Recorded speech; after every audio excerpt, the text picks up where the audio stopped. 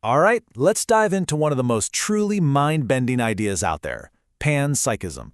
It's a theory that, and I'm not kidding, asks us to completely rethink the nature of reality and, well, our place in it. So let's just start with a huge question. We tend to think of consciousness as something really special, right? Something that only happens inside complex brains like ours. But what if that's just wrong?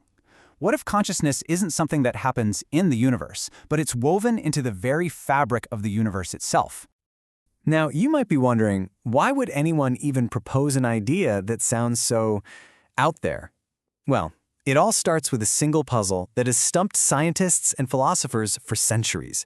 A problem so notoriously difficult, it's actually called the hard problem. Okay, let's really get into this. Science is absolutely fantastic at explaining the mechanics of the brain. You know, how neurons fire, how we process information, how we react to things. But there is a giant, gaping chasm between explaining the function of the brain and explaining the actual feeling of being you. So on one side, you have what philosophers call the easy problems. And let me tell you, they are anything but easy. Things like mapping how the brain processes vision or how it retrieves a memory. But on the other side, that's the hard problem. This isn't about the mechanics of how our eyes see the color red. It's about the subjective experience of redness itself, what philosophers call qualia. Why do we have this rich, inner movie playing in our heads at all? Now that is the real mystery. So when you're faced with this profound gap in our understanding, some thinkers have proposed a solution that is as elegant as it is, well, strange. They argue that maybe, just maybe, we've been asking the wrong question the entire time.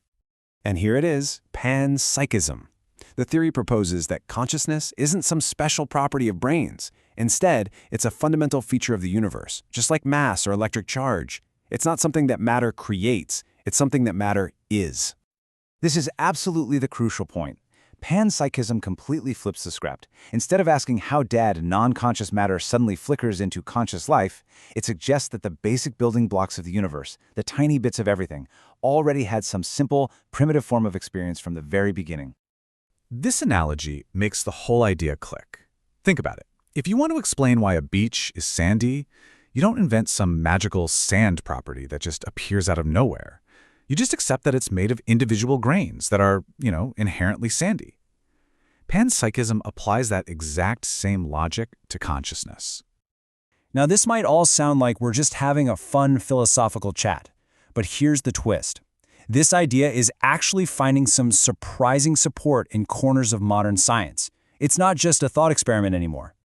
A leading example is a theory developed by a neuroscientist named Giulio Tononi. It's called Integrated Information Theory, or IIT for short. And what's really fascinating is that it's a mathematical approach to figuring out what consciousness is and where we can find it. So how does IIT work? Well, it starts with this idea that consciousness is just a measure of a system's integrated information, which is a fancy way of saying how much its different parts work together as a unified whole. It then gives you a number for this, a value called phi. And from there, the theory reaches this stunning conclusion. Any system with a phi value greater than 0 has to have some degree of conscious experience. And this is where the implications get really wild. A human brain, of course, it has a very high phi value. But look at this. A smartphone has a non-zero, even if it's low, level of integrated information. Even a simple photodiode, a tiny little device that just detects light, has a tiny, tiny phi value. So according to IIT, it has a minuscule speck of conscious experience. And IIT isn't alone here. Some theories in quantum physics are also pointing in this direction. They're exploring the idea that consciousness isn't something that emerges in big objects like brains, but that it's a property that exists all the way down at the level of fundamental particles, an intrinsic part of the fabric of reality. But, okay, before we all declare the universe conscious, we have to face the single biggest challenge to panpsychism. And honestly, it's a puzzle so difficult that it could be the theory's undoing. This is the question at the very heart of the problem. I mean, it's one thing to say an electron has some little flicker of consciousness. It is a completely different challenge to explain how trillions of those tiny consciousnesses in your brain all merge together to become your single, rich, unified inner world instead of just a chaotic mess of a trillion tiny minds. This is famously known as the combination problem. How do you get from the micro experience of a particle to the macro experience of a person? You see, panpsychism solves the hard problem of how consciousness begins, but in its place, it creates this new, incredibly difficult puzzle of how it all combines.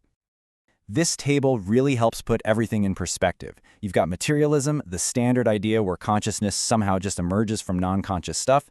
Then there's dualism, which says mind and matter are two totally separate things. But panpsychism offers this elegant third path. It says there's only one kind of stuff, matter, but that stuff has two sides, an outer, physical aspect that science describes, and an inner, conscious aspect that was there all along. And that really brings us to the core dilemma, doesn't it? Panpsychism offers this powerful, elegant solution to the mystery of subjective experience, but in doing so, it forces us to confront this equally baffling combination problem, and to completely rethink what matter, and even reality itself, truly is. So I'll leave you with this final thought to chew on. If consciousness really is fundamental, then our own awareness, it isn't some miraculous accident in a dead, unfeeling universe. Instead, maybe we are just one of the universe's most complex ways of experiencing itself.